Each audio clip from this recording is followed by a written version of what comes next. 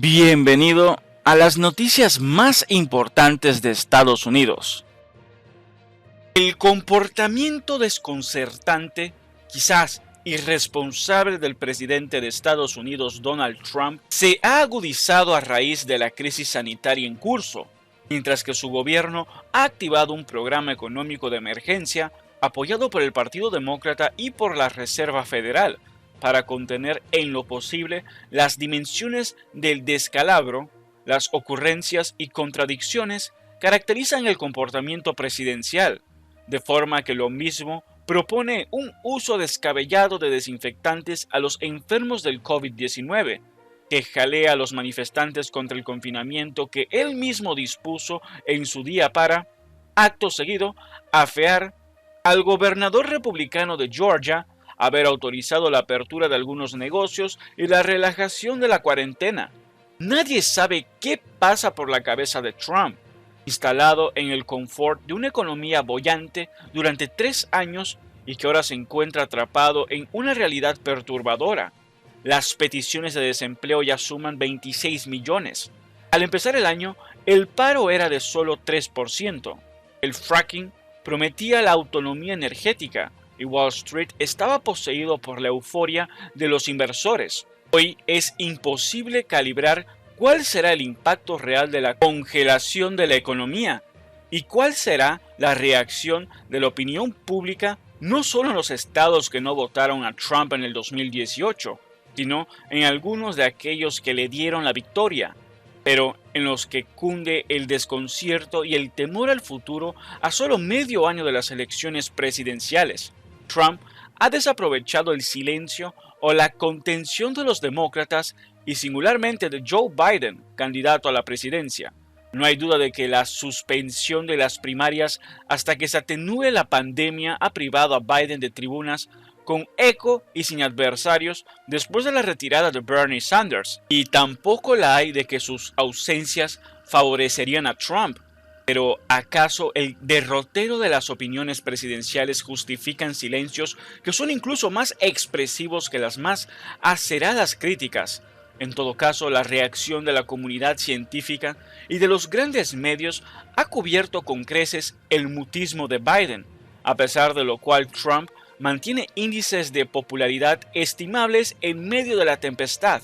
Mientras algunos analistas atribuyen al presidente haber cubierto hasta ahora las inconsistencias de su administración con el culto a la personalidad, la proliferación de asesores sujetos a sus designios, tal estrategia choca en el presente con grandes incertidumbres que apenas atenúa la lluvia de dólares decidida para parar el primer golpe, al mismo tiempo que en Europa se impone la paciencia en los largos confinamientos y en las no menos largas negociaciones de los estados para activar la economía cuando la evolución de la enfermedad lo permita. La crisis de dirección y liderazgo en Estados Unidos no es capaz de despejar ninguna incógnita. Desde luego, la Unión Europea no es un ejemplo de agilidad y prontitud, pero la necesidad poco menos que ineludible del consenso y las lecciones sacadas de la austeridad a toda costa impuesta por Alemania y los socios del norte durante la última crisis en algo han influido para buscar la cohesión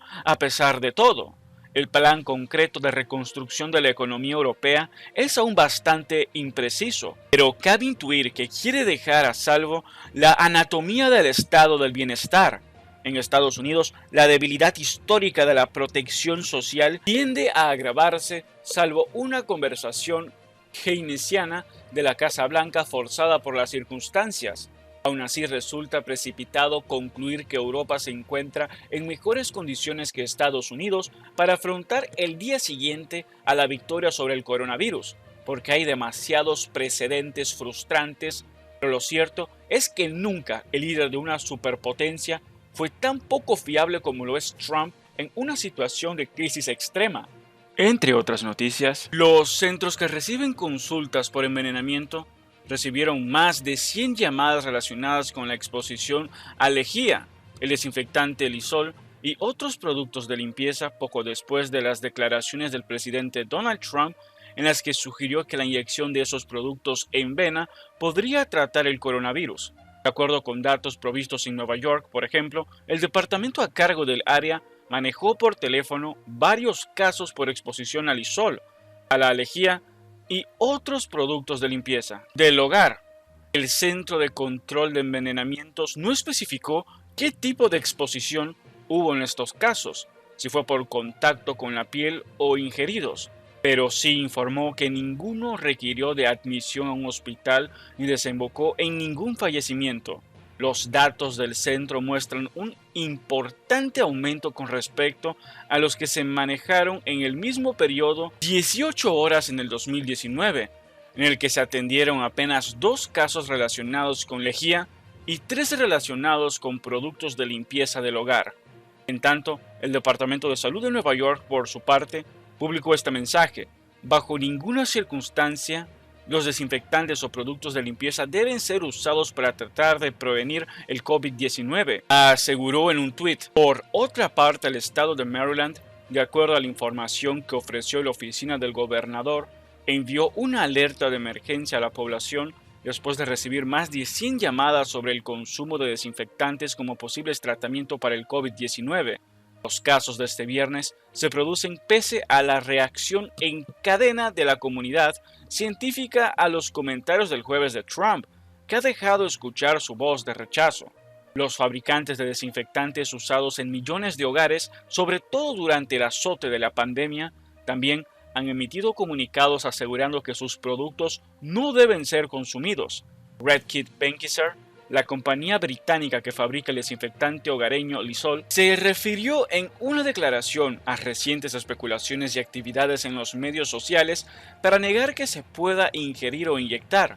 Como líderes globales en productos de higiene y para la salud, debemos dejar en claro que bajo ninguna circunstancia nuestros productos desinfectantes han de administrarse adentro del cuerpo humano, sea por inyección, ingestión o cualquier otra ruta, indicó la empresa. Stephen Hahn, comisionado de la Gubernamental Administración de Alimentos y Medicamentos y miembro del grupo de trabajo de la Casa Blanca sobre el COVID-19, dijo por su parte que él ciertamente no recomendaría la ingestión de un desinfectante. Craig Spencer, médico de salud global en el Centro Médico de la Universidad de Columbia en Nueva York, señaló que a él lo que le preocupa es que muera gente por esto. Habría quienes piensen que es una buena idea, añadió en una entrevista con el diario The Washington Post. La sugerencia de Trump no es algo nimio, algo dicho al pasar. Una idea de que quizás esto funcione. Es peligroso, agregó.